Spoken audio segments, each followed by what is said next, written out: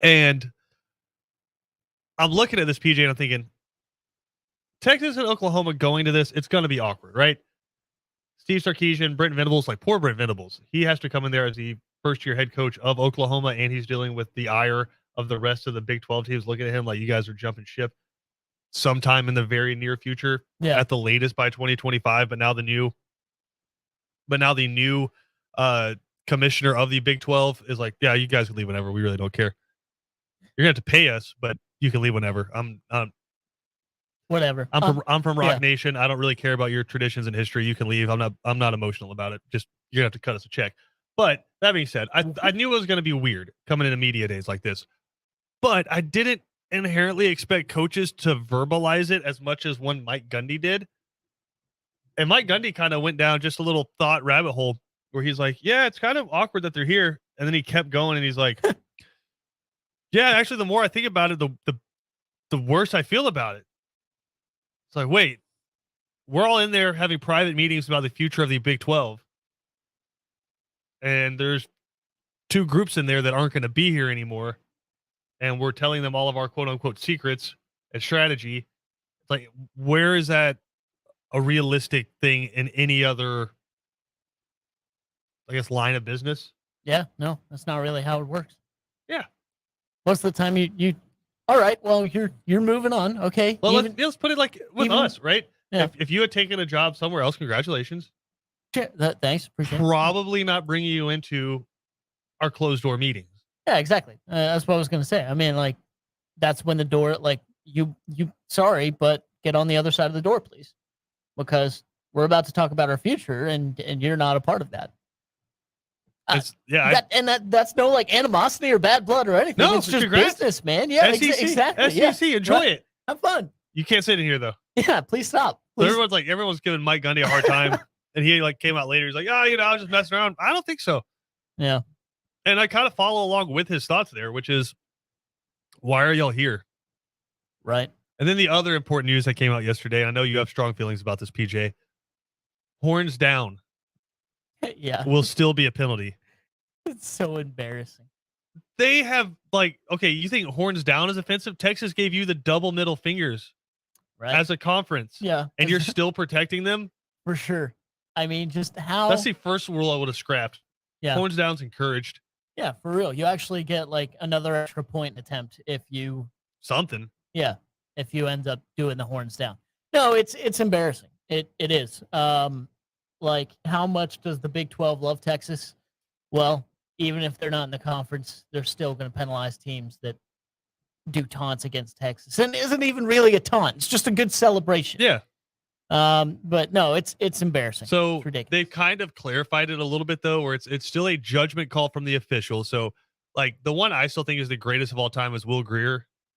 Yeah. When West Virginia beat Texas, where he hit them with the double horns down towards the fans. And in the past, that would have been a penalty.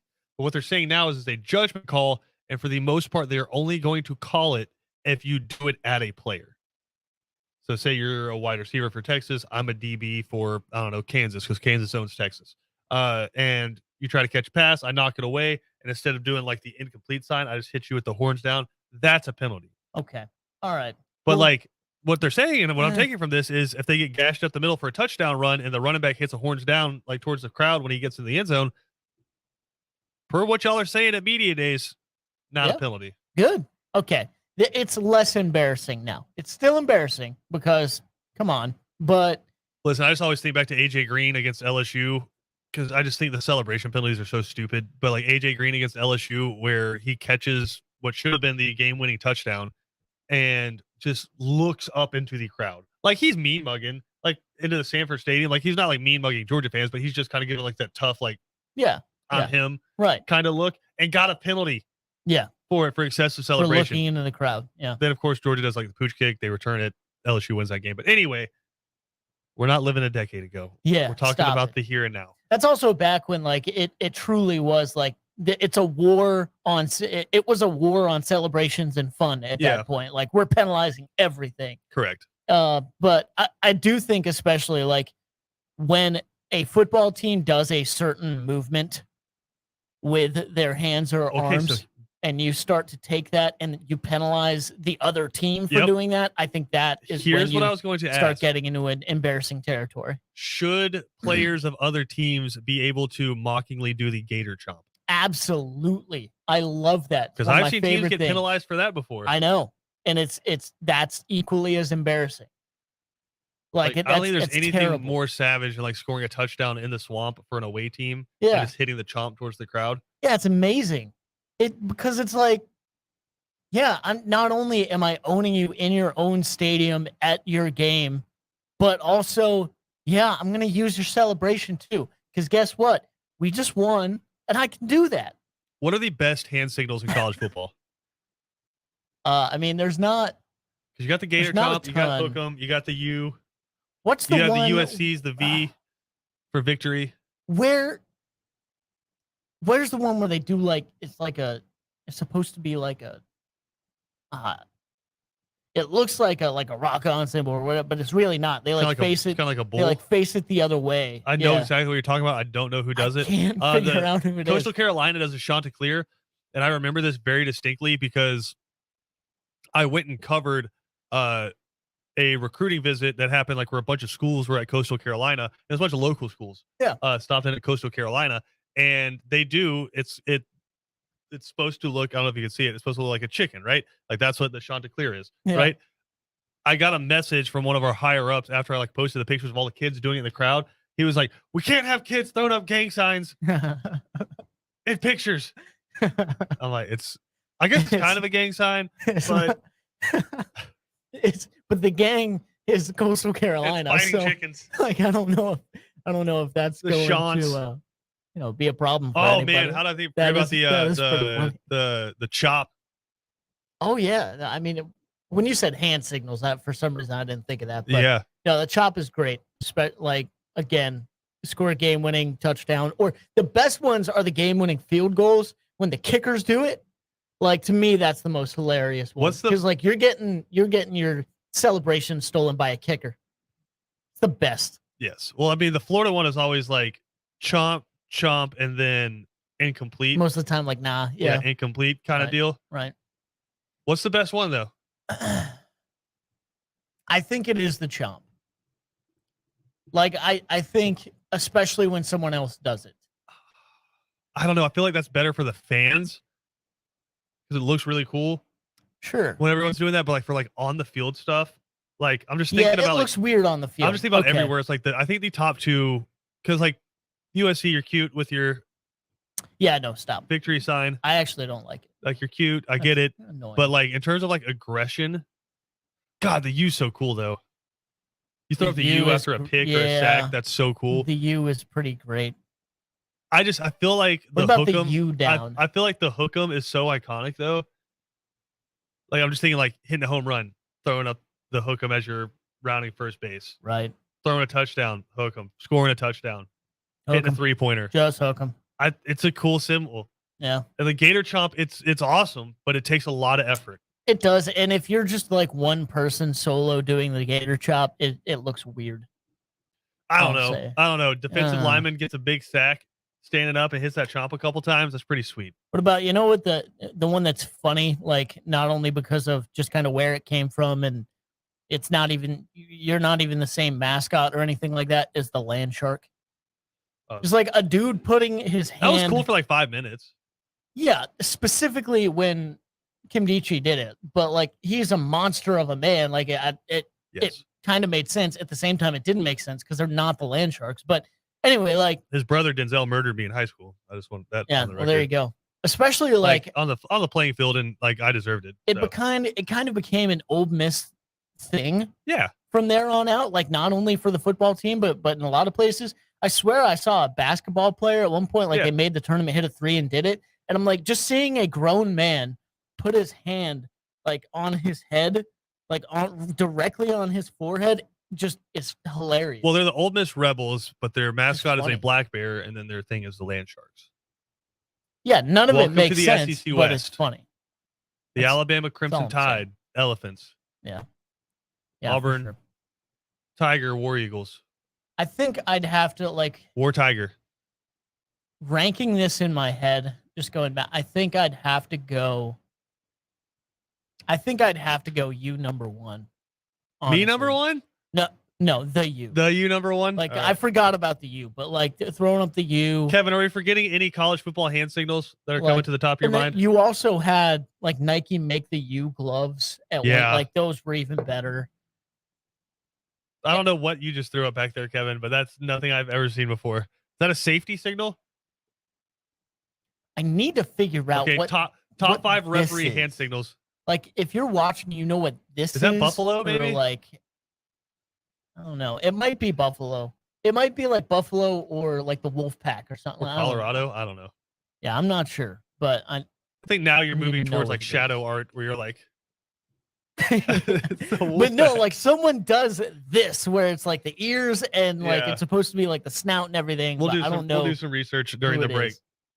We do have SEC Media Days coming up here next week. We're going to dive into what we feel like the biggest storylines are going into the 2022 season inside of the SEC. We've talked a lot about ACC quarterbacks yesterday. Some really, really, really good quarterbacks in the SEC. See if PJ feels like the ACC can stack up against the quarterback room for the SEC. But we'll dive into some SEC storylines when we come back. If you miss any portion of our show, you can always check it out on ESPNCoastal.com. We'll be back with more after this.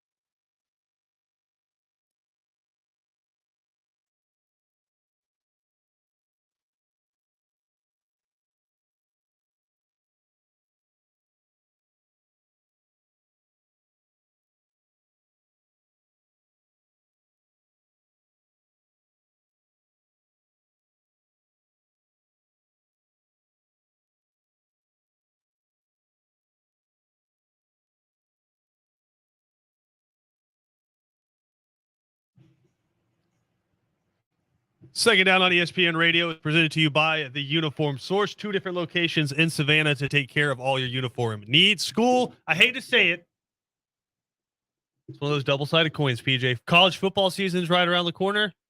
I mean, school's right around the corner. Oh, man. And for all you parents out there that have kids that need uniforms, the Uniform Source in Savannah is your spot to go to. We got a great sale going on right now. So again, just Google Uniform Source and it'll bring up those 2 different addresses in Savannah. One of them inside the Savannah Mall. Go in there, see Dave. Tell him we sent you. You get a great discount on all of your uniform needs. We mentioned PJ in the last segment. SEC Media Days coming up next week. We'll be in Atlanta at the College Football Hall of Fame amongst the enemy in the belly of the beast. Are they the enemy, or they are the enemy? Do we just want change? Like, is there anything, like, if you want reform for something, it's because you care about that thing, right? Sure. So, like, can they be the enemy? I mean, if they're the ones, I don't know if they're the enemy. If they're the ones keeping Howard Schnellenberger out, yeah, it's true. They're certainly they're not the ones keeping Irk Russell out. They're certainly not our teammates. That's a very weird conversation. I don't know keeping what Jalen Hurts true. out. All right, forget about it. No, it's over. Then yeah, and Nick Chubb and Todd Gurley, right? Not Todd Gurley. Todd Gurley was All-American. Sony Michel. Yeah, I meant Sony. Sony. Michel. Yeah, I apologize. Yeah, we got beef, but we'll be there next week and we'll talk about it. But that being said, SEC Media Day is coming up. I think obviously the biggest storyline is Georgia and Alabama, right? I think once we get done Thursday next week and the media vote comes out, Georgia's going to be picked to win the SEC East. Alabama is going to be picked to win the SEC West, and guarantee you 90% of the ballot say Alabama wins the SEC again. If I'm not like, normally I like to root for the underdog, all the blah blah blah, but like if you write down your card anything other than that, you're lying to yourself. Correct. It's just silly. Yes, and if you're just look at Alabama's team, I'd say maybe one of the weaknesses they had last year, even though he was probably one of the best in the country, but like relative weaknesses was the run game. Brian Robinson was really good. He's in the NFL now, but like it wasn't Alabama run games that we've seen in the past. Right. So what do? They go and get Jahmyr Gibbs. Yep. From Georgia Tech. We're losing a couple more wide receivers. All right, let's go take Jermaine Burton and a couple other receivers from schools that are their best receivers, and we'll add them to the guys that we already have, which are already obviously insanely good. I say this without being hyperbolic. Then that's all on the offensive side. I think Bryce Young is arguably the best quarterback Nick Saban's ever had. Nick Saban, if you ask, will still say Tua. He said Tua is the most important player that's ever come through Alabama just because of the culture shift in terms of what they were doing on offense. But Bryce Young might be the best quarterback Nick Saban's ever had. And I think their defense could push their offense for being the better unit. That's insane. And if you want to talk about Bryce Young being the best quarterback Nick Saban's ever had, I think there's a legitimate argument, and I'm not being hyperbolic here, that Will Anderson is the best college football player Nick Saban's ever had. If he puts up a season like he did last season again, which Turner on the other side of him, number 15, who had a big sack, he's the one who sacked Stetson Bennett before the A.D. Mitchell touchdown, who was a true freshman in that game. Crazy. He's on the other side, and he's going to deserve a just a lot of attention, I guess. Right. Best way to put that. He's going to make it so you can't double and triple team anybody. You can't triple team Will Anderson. Right. Because Dallas Turner's going to rip you a new one on the other side if you do that, right? Yeah. And so I think Will Anderson has a chance to have a better year this year statistically than he did last year. And last year he had a better year than Aiden Hutchinson, who finished second in the Heisman vote. Right. So I don't think I'm being hyperbolic when I say this might be the best player. There's so many good offensive linemen. Might be the best defensive player Nick Saban's ever had. And he's had some amazing ones. The A'Shawn Robinsons, the Jonathan Allens, just talk about all of his defensive linemen. Yeah. But like I think about like the Reuben Fosters and Dante Hightower as an inside linebacker for them. All of the amazing DBs. That's when that's the amazing thing about Alabama is there's so many different defensive linemen and linebackers you can list. But one of my most respected, I guess, groups of the Nick Saban tenure is all the defensive backs he's had. Yeah. And just like Minkah Fitzpatrick. I mean, I wonder why you bring him up.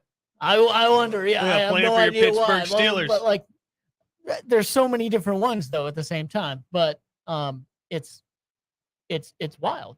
But I, with his kind of production and just the motor he has, his ability. Well, it's like I can't really he argue with you that plays much. the most, in my opinion, impactful position on the defense. Which, Yeah. listen, I love a defensive lineman. If you can have an Aaron Donald or interior defensive lineman, like if you can find an Aaron Donald or like last year, like a Jordan Davis or Christian Wilkin in the past, like yeah, those guys are amazing to have. But a dude who just bends the edge, Yeah. and you can't touch him, Right. and also is crazy inside the run game.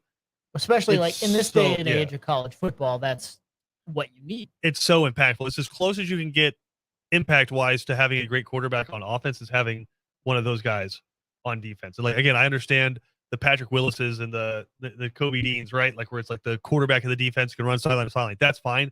But dudes who can just straight up wreck your, like Lawrence Taylor, they didn't do anything fancy with it. I'm not saying Will Anderson is Lawrence Taylor, but he plays a similar position. He puts up similar numbers, albeit inside college football, right? Lawrence Taylor, all they ask him to do is just wreak havoc in the opponent's backfields. That's all they're going to ask Will Anderson to do. So Alabama should be the odds-on favorite. They're better this year than they were last year, and I know they lose John Mechie and they lose Jameson Williams. They're going to be fine at wide receiver. Their offensive line's going to be better, I think, across the board. Like you lose Evan Neal, but across the board, I think that offensive line is going to be better, and Bryce Young's back for another year. Yeah. Which is just horrifying. Yeah, an embarrassment of riches. Correct. Sure. So Alabama's going to be Alabama next year. Georgia should win the SEC East. There's a couple of teams I think that might push them, but it could come down to a game late in the season. I don't know, but odds-on favorite, Georgia. But outside of that, I think there's so many fun storylines. Like to me, the second-year head coaches. Like let's just look inside the SEC East. What does Shane Beamer do with this South Carolina team where all of a sudden you got your quarterback? Yeah. Last year you were operating for the most part, and no offense to Luke Doty, but you were operating without a quarterback for the most part. Yeah. Okay, we went and got you Spencer Rattler.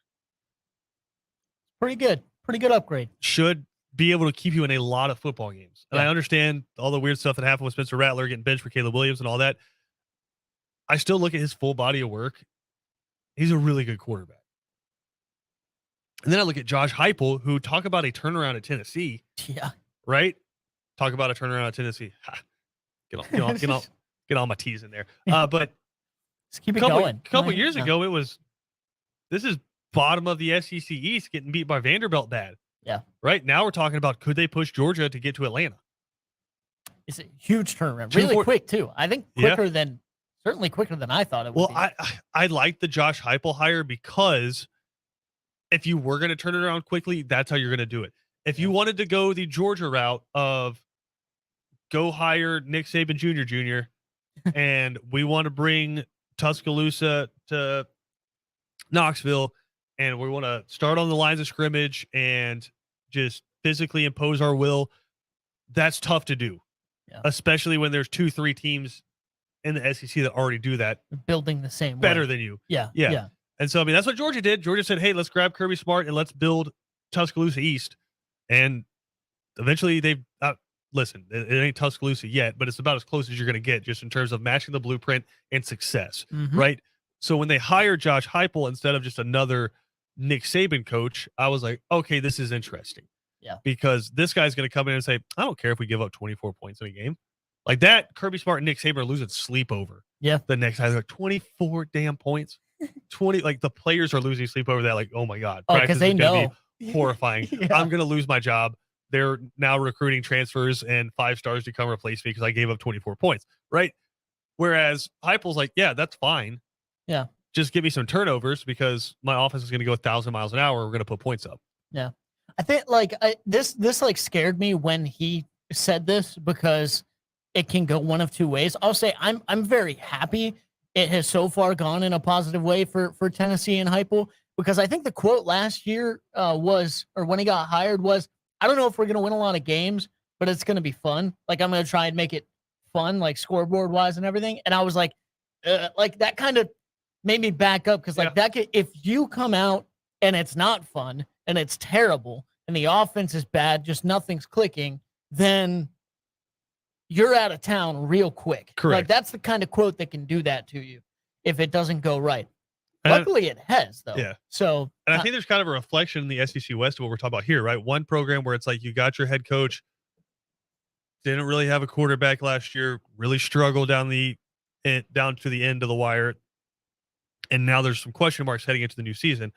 Auburn, right? Kind of the mirror of South Carolina, SEC West. Didn't have a quarterback. Okay, well now you have a bunch of quarterbacks. Right. You go get Zach Calzada. The kid from Oregon's name is slipping my mind right now, but of course Holden Geriner was your kind of star quarterback recruit out of Savannah. You get all those guys in there, you should be able to get a quarterback out of your quarterback room, right? Calzada probably will be the guy if I had to imagine, but you have enough there to where it's not going to be trying to limp through a game hiding your quarterback. Yeah. You got some guys that can attack, right? Everywhere else, I don't care what you tell me. Auburn's always going to have a defensive line that gives you headaches. True. It's very rare that you're going to be able to push that team around.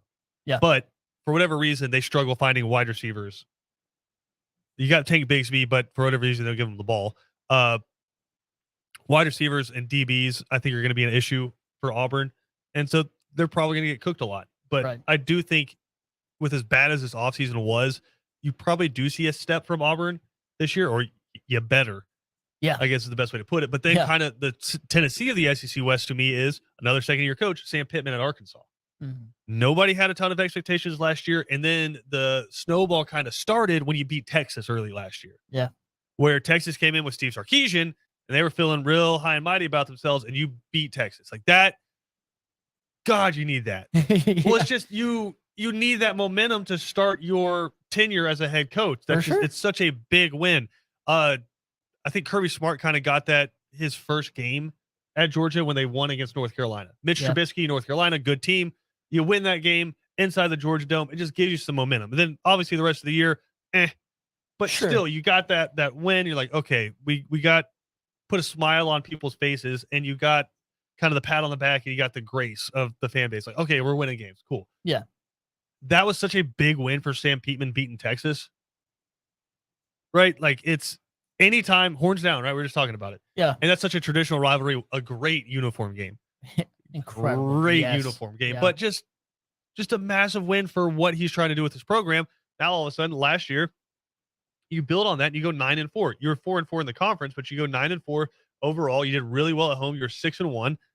And going into this year, excuse me, expectations are second place again in the SEC West, which playing Alabama a little bit later in the season with a one-off shot that, hey, maybe we could do something stupid. Yeah. You think about Arkansas projecting, to be second in the West or solidly second in the West 3 or 4 years ago, you're getting laughed out of the room. Yeah. Yeah. So that turnaround again, like you said, the mirror of Tennessee really, with just how quick it was as well. And really how much they were able to build some stuff up. Like I feel like a couple years ago, their defense was pretty strong. Like it wasn't anything to write home about, but you knew you had a tough game, at least trying to get past that Arkansas defense. Right. Everything else was really just a work in progress, obviously. But then of course you get Sam Pittman and everything. And they really, I feel like they really did build in like an inside out type of way relatively quickly. Well, think about what they did. So you had Barry Odom, who was at Missouri as their head coach, and Missouri just couldn't score points, but they were always really good defensively and were always putting defensive linemen into the NFL, right? And you bring him in as your defensive coordinator. All of a sudden, your defense, stingy. Yeah. Stingy as hell. You're playing with not as good of recruits against a majority of the teams you're playing, but you're stingy, right? And then you bring in Kendall Briles as your offensive coordinator. Yeah. And so Sam Pittman has very much gone with the CEO kind of style. Something we've seen Nick Saban do to a degree, right? Where he's like, and Kirby Smart a little bit now as well, which is I'm a defensive guy. I'm going to let a Todd Monken or like Nick Saban did with Lane Kiffin and Steve Sarkisian and now Bill O'Brien, right? He's like, I'm going to let you handle it. You handle offense, obviously inside of a spectrum, but we've seen that spectrum get a little bit bigger and a little bit bigger and a little bit bigger and a little bit bigger because they realize you got to score points to win, right? Defensively, Kirby Smart and Nick Saban obviously have their fingerprints all over that, but you have guys like a Dan Lanning, right, who come in, or a Pete Golding, who are really good and come in and probably be head coaches soon, and then Dan Lanning, head coach of Oregon, right? So you hire really good coaches, let them do their thing because there's so much else involved in being the head football coach, right? Sam Pittman got that immediately. He said, Mhm. I'm going to go get a former SEC head coach, bring him in, and he's going to coach my defense. Yeah. And boom. Yeah. Because what does Sam Pittman do? He coaches big old offensive linemen. Right. That's what he does. And he recruits the hell out of offensive linemen, right? If you're a kid right now and you're 6'3", over 300 pounds, I would get in contact with Sam Pittman. Yeah. See anything you can do to get on that Arkansas team. True. All right. Because he, like Nick Saban's teams are now sending wide receivers to the NFL. Look at Georgia's offensive line before Sam Pittman got there, and then look at it since he's left. Yeah. They're putting multiple guys in the first round. It's true. Like really, really, really good All-American style guys, and it's because of Sam Pittman, right? And so I think what he's done is smart in terms of who he's brought in. Now, even Barry Odom, you're making what 1.2, 1.3 mil a year to be a defensive coordinator at Arkansas. Cool. Yeah. Why not? He doesn't have to go to SEC media days, Right. right? So those are kind of the storylines that I'm kind of looking at there, which is like, what do we see from these second year coaches? Because I think that's going to kind of shape it. I don't know there's a first year coach that can push for the Dome. I shouldn't say the Dome anymore. Mercedes-Benz. Yeah, I guess, but no, I mean, maybe Brian Kelly can do something stupid, right. like because it's not going to be Florida. I think Florida's good. I think they cap out 8-9 wins. Yeah. And the more I like, the only one I can see having any type of threat would be LSU, and I know I'm higher on LSU for this year than a lot of people are.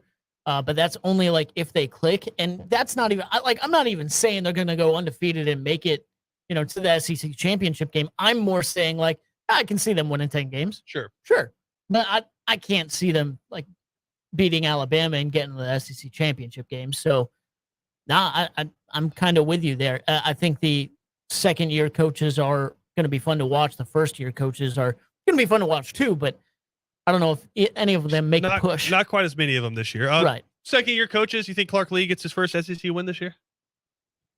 Well, who would it be against? That's kind of where I go to. Who are their crossovers this year? Because we know they're playing everyone in the SEC East. Maybe Missouri? Did they beat Missouri? Like, if it could be one of those, like, it seems like you always have those, like, Tennessee, Missouri, and, like, Vanderbilt, Missouri are always, like... Oh, God, they play at Tuscaloosa and at Georgia. That's rough. Yeah, they get Ole Miss and Alabama as their crossovers. Yeah, no, they're not winning those games. I feel like maybe their one shot is beating Missouri in, like, a downpour. Hey, they get Tennessee at home. No. Yeah, they get Ole Miss at home. That's not happening. They have to travel to... they might win one game next year. I'm calling it now. All right. So they have to go to Missouri, right? Yes. They're going to Missouri. What day is that? October 22nd. Exactly. They're going to Missouri. Okay. It's going to be in the middle of like some monsoon, big rainstorm, and they're going to win like 10-7 at Missouri. Rocco Griffin gets the touchdown. Yeah, of course. Cool. The game winner. I'm looking at that, or I'm looking at November 5th, the week after that, where they play South Carolina at home. Okay. I can see that. And that kind of fits into my like Spencer Rattler's overhyped vibe. So, but still, I think he's good enough to beat Vanderbilt. I'd put my money on Missouri. All right, PJ putting his money on Missouri there to beat Vanderbilt. To lose to Vanderbilt. No, yeah, to lose. No, that's sorry. Whoa. Sorry. You're losing money if you bet on Missouri to beat Vanderbilt. Like, because that even if it happens, you're losing money. Let's take a quick break. We'll come back with more. This is Second Down on ESPN Radio.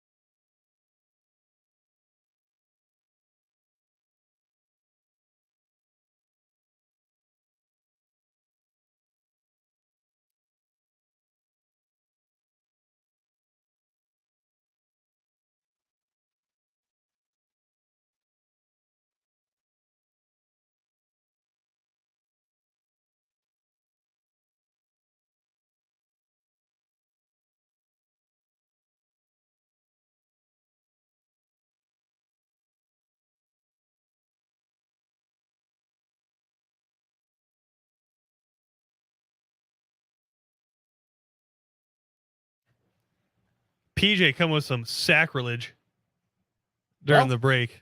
It's just my opinion. I don't know. There's no opinion when it comes to what we were talking about. Some things are bad. Some things are good. So you're saying Some things are better with things in them, but not good by that themselves. could be taken a lot of different ways. I wasn't gonna try and make a joke there, but if you want to, that's fine. Who's joking? I've never told a joke. That being said, you were really kind of staunchly against grits by themselves during the break. Of course, yeah. Kevin just talking about his Waffle House order, said he gets grits instead of hash browns, and you're just like, ugh. No, he said also like what he substituted. He said, "No, I don't eat hash browns. I have grits." A lot of people do that. Okay, like grits with what in them? There's He's a like, reason they "No, have just whole grits." vats of grits back there. Is because somebody eats them. Is it just all Kevin? No, I'm not saying like I'm not saying only Kevin eats them. I'm saying one, you're not making a good choice just for the happiness of your life because hash browns are incredible.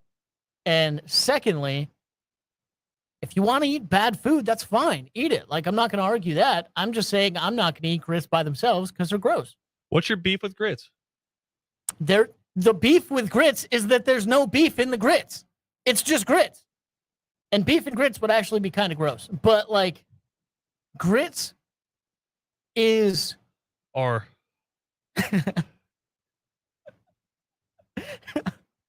grits are you can have one grit. I'm like dying laughing because both y'all just said like I heard Kevin from the other studio. Grits are like a really good condiment, right? Like you don't eat it by itself. You put it on something or you eat it with something Yeah, to butter. accentuate the other thing. Yeah, butter. Make it good, right? But if you just have a spoonful of mustard, that's gross. Grits are not a condiment. They basically are. And what do you put them on? That's what I'm saying. Like you don't. What do you put grits on? It's different, right? I'm saying it's a similarity. It's not like an exact. They're not the same thing. But What I'm do you saying put it's grits like, on? dude? You don't put them on anything. Okay, I'm so not they're saying not a that. condiment. I'm saying it accentuates the other food that it's combined with, right? Say it's a base. Sure, that's a better word. My apologies. You're saying grits can't stand alone. It shouldn't. I'm saying he can get the hell out of here. That's fine. I'll leave and eat good food, or I'll eat like shrimp and grits. But shrimp and grits is fantastic. You just haven't had good grits. I've had amazing grits. You get some good Dude. grits with some butter in them. That's all you need. A little salt, a little pepper. Yeah, if I want to like Let sandpaper me down guess. my You mouth like cream a of little bit. wheat. No. Stop trying to guess what foods I like based on my opinion of grits. Not based off your opinion. It's from where you're from. You probably think I like. What other things do you think I like? Because I'm from the north. I don't know. Horseradish. Horseradish is very good, yes, especially on smoked turkey on Thanksgiving. Gabagool. I'm actually like I've never even seen gabagool. I don't know what it is. Oh no. Like I've heard that so many times that obviously, but I have no idea. Okay, like, really what- thinly sliced meat. I'll eat it, but I like What do you consider a Yankee food like that you eat that we don't carry thick down here? slices. I'm not really sure. I don't know because to me it's just like it's not natural. Like I don't know. What? I don't know. I guess not a lot of people like this in general though. Like not a lot of people like sauerkraut down here. Yeah, what? I like Get outta here. sauerkraut. You like relish? Sauerkraut's good. I like it when I'm in a mood. I'll put it on a hot dog. How do you feel about coleslaw? Coleslaw. It depends What does it depend on? if it's good or not.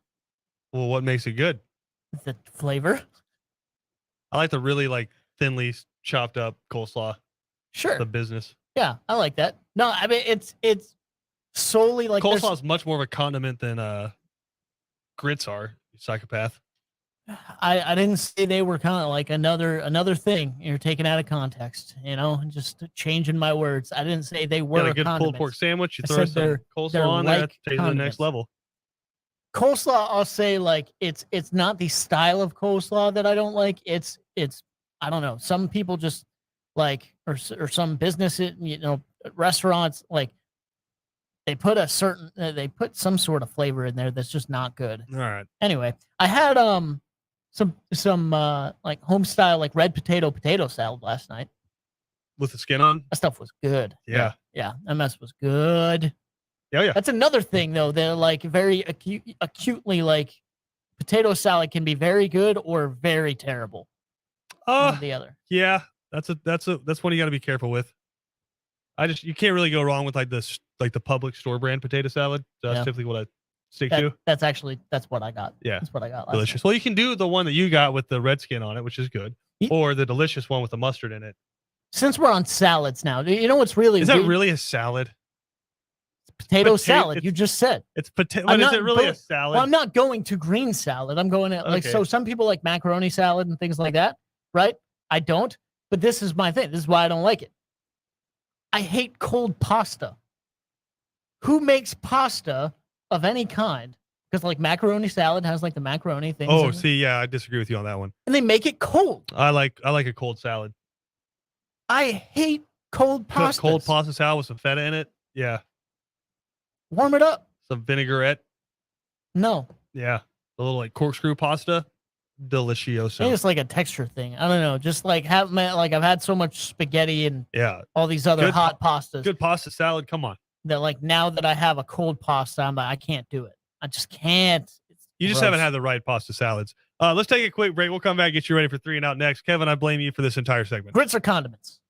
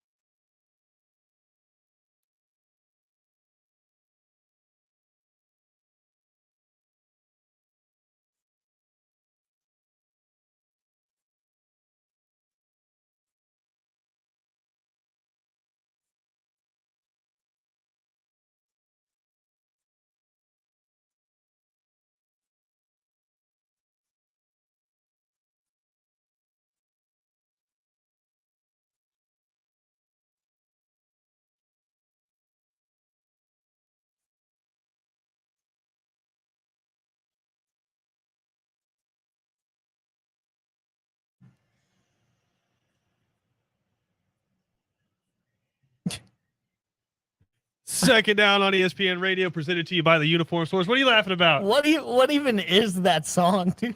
What? What is going on in my ears right now? You've never heard Rooster before. I probably have heard it. I probably had the same reaction as I did right now, though. Who was that? Because you don't have it listed on. I'm gonna let you do some research. Okay. If Mario, your brother's listening right now, I'm gonna assume he's severely disappointed in you. We got about. I don't think he likes grits either. A little. Sorry. A little over 2.5 minutes left to go in the show. But we were talking a lot about ACC quarterbacks yesterday, and I wanted to ask you, PJ. Obviously, at the top, right? I feel like the SEC is probably heavier, like just better, right? You have Bryce Young. Yeah. Right? That's good as it gets across the country, unless you stop off in Columbus, right? So at the top, the SEC is elite. But if we're talking about depth in general, depth as a whole, who do you think has the better quarterback group going into 2022, the SEC or the ACC? Because as we mentioned yesterday, you got Devin Leary, Tyler Van Dyke, Malik Cunningham at Louisville, Brennan Armstrong at Virginia, Sam Hartman, who had over 50 touchdowns last year at Wake Forest, Kadon Slovis comes over to Pitt, Phil Jurgovich is back at Boston College, DJU or Cade Klubnik at Clemson, Jordan Travis down at Florida State. Like there's name after name after name after name after name of really good quarterback. And I think once you get past like the sixth best quarterback in the SEC, you have question marks at pretty much every school, right? You were talking about Will Rogers in the break, right? Don't even know if he's going to be the starter next year. Yeah. So in terms of depth, who do you think is better?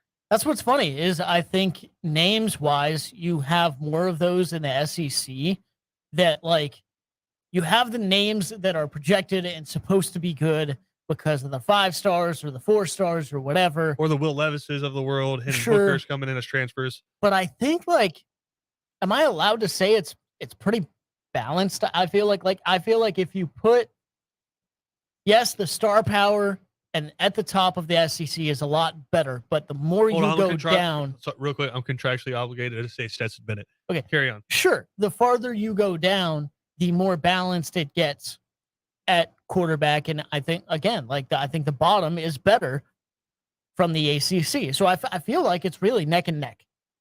If I had to. I think it's the SEC over them a little bit, but it's going to hinge on what like guys like Anthony Richardson and Spencer Rattler can do. Yeah. If they turn out to be what we think they can be, it's the SEC, but we haven't seen them do that here in a while. So it's going to be interesting to see, but a ton of quarterback play. That's just going to be awesome to watch this fall. We got to go 3 and Out coming up next. Lead you in to Braves and National pregame coverage starting at 6 o'clock. We will catch everyone from Atlanta on Monday.